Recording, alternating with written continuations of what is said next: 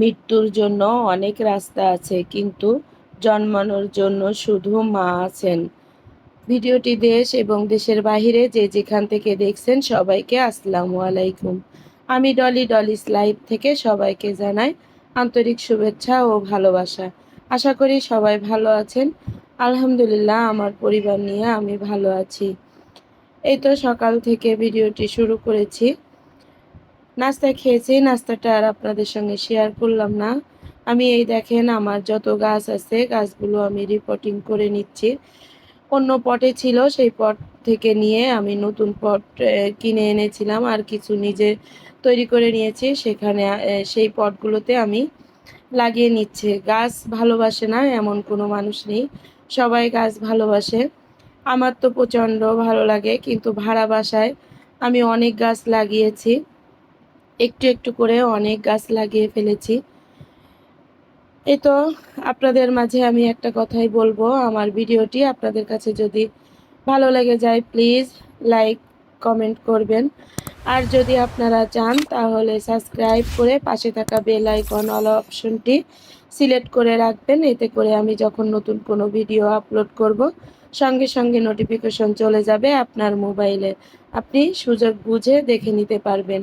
আর যারা এই কাজ করে প্রতিনিয়ত আমাকে সাপোর্ট করে যাচ্ছেন তাদেরকে অসংখ্য ধন্যবাদ। এই তো গাছগুলো এক এক করে সব লাগিয়ে নিচ্ছি। আর এই এই গাছটা, এটাও মানি প্লান্টের একটা একটা জাত আর কি। এটাও আমি লাগিয়ে নিয়ে নিচ্ছি আর কি। আমি আমি ভেবেছি যে মানি প্লান্টের যে কয়টা জাত আছে সবগুলো আমি লাগাবো, কিন্তু আমার কাছে 2 থেকে 3টা জাত আছে। আশা করি এক এক করে সবগুলো আমি সংগ্রহ করে লাগিয়ে নিব। এই তো আমার গাছগুলো লাগানো হয়ে গেছে, আমি আপনাদেরকে একটু দেখিয়ে দিচ্ছি। এই যে আমার বাদশা তো আছেই আমার সঙ্গে। এই যে গাছগুলো লাগিয়ে আমি বেলকনিতে রেখে আমি পানি স্প্রে করে দিচ্ছি। আর পরে গাছের গোড়ায় আমি ভরপুর পানি দিয়ে দিয়েছি, যে একবার পানি দিয়ে আমি ছায়ায় রেখে দিব। দেওয়ার পরে তারপরে আমি বেলকনিটা সাজিয়ে নেব, সেটা আপনাদেরকে অবশ্যই দেখাবো আমি গাছগুলো কোথায় রেখেছি। এখনও আমার 3টা বেলকনি আছে, বেলকনিগুলো অনেক অগোছানো আছে, গাছ দিয়ে ভরা। গাছগুলো গুছিয়ে নেব, অবশ্যই সেটা আপনাদেরকে আমি দেখাবো। তারপরে গাছগুলো লাগিয়ে আমি দুপুরে রান্না করতে চলে এসেছি। আজকে একটু দেরি হয়ে গেছে, আপনাদের ভাইয়াও বাসায় চলে এসেছে। তাড়াহুড়া করে রান্না করে নিয়েছি, থানকুনি পাতা দিয়ে, আলু দিয়ে আর চিংড়ি মাছ দিয়ে একটা গামাকা ঝোল করে নিয়েছি। আর এই তো কলমি শাকটাও আমি চিংড়ি মাছ দিয়ে রান্না করে নিচ্ছি। শর্টকাট রান্না আজকে, যাতে তাড়াতাড়ি হয়ে যায় রান্নাটা, সেই জন্য আমি তাড়াতাড়ি এই শাকগুলো রান্না করে নিচ্ছি। আজকে 2 রকমই শাক হয়ে গেছে, কিছু করার নেই। আর সুযোগ ছিল না, কষ্টও হচ্ছিল। সারাদিন অনেক কাজ করেছি, অফ ক্যামেরায় অনেকগুলো কাজ করে নিয়েছি। এই জন্য এই যে চিংড়ি মাছ দিয়ে আমি কলমি শাকটা রান্না করে নিচ্ছি।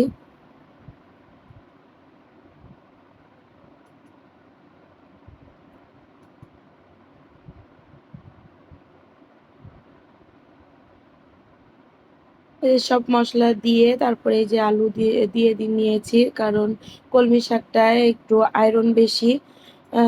মানে শুধু রান্না করলে কেমন একটা কষ লাগে, এই জন্য আমি একটু আলু দিয়ে রান্না করে নিই। রান্নাটা একটু চচ্চড়ি মতন হবে। ইলিশ মাছ দিয়ে তো রান্না করলে সেই স্বাদ। আসলে কি বলবো, আমার কলমি শাকটা অনেক ভালো লাগে।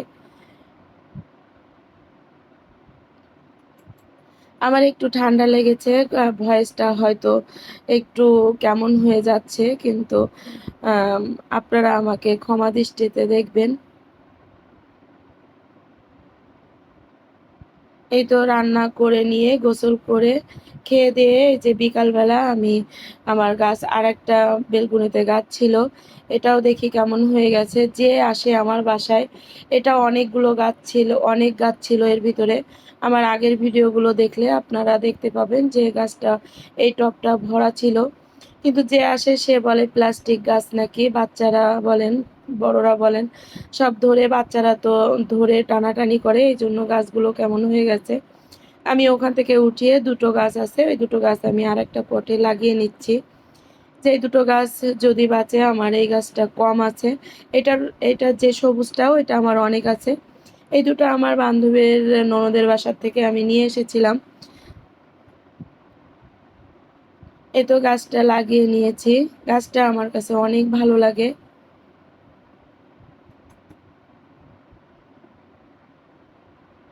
তারপরে পানি দিয়ে নিচ্ছি আমি।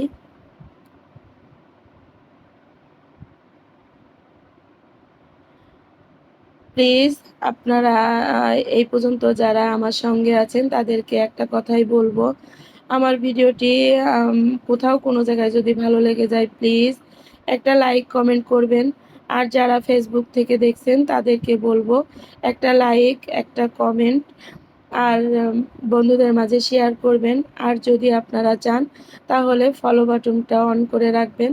এতে করে আমি যখন নতুন কোনো ভিডিও আপলোড করব আপনাদের সঙ্গে আপনাদের কাছে নোটিফিকেশন চলে যাবে। এই তো দুপুরের খাবার খাচ্ছি, খেতে খেতে আপনাদের কাছ থেকে বিদায় নিব। ততক্ষণ ভালো থাকুন, সুস্থ থাকুন। ফিরে আসবো নতুন কোনো ভিডিও নিয়ে। আল্লাহ হাফেজ। আসসালামু আলাইকুম।